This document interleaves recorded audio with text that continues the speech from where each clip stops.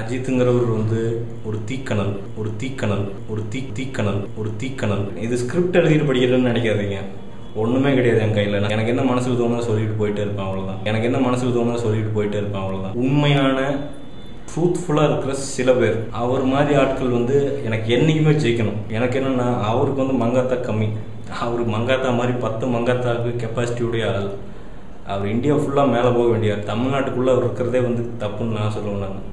So அஜித்துக்கு என் மனமார்ந்த வாழ்த்துக்கள். இது நீங்கள் பார்ப்பீங்களான்னு தெரியல. அஜித் வாழ்ந்தால் உங்களை மாதிரி வாழணும்.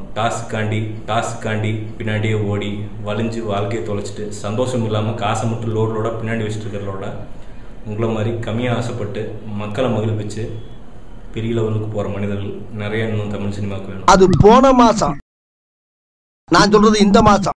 இந்த பிழைப்பு பிழைக்கிறதுக்கு நீங்க 2 பேரும் என் கூட சேர்ந்து பிச்சை எடுக்கலாம்.